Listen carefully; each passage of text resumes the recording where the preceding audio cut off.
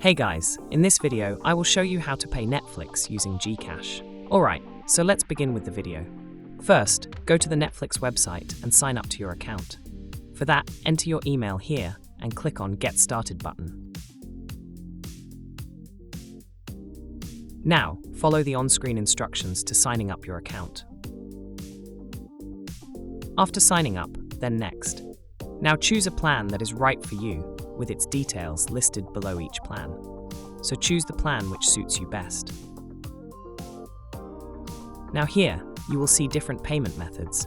Choose Digital Wallet as your payment method, or GCash is available.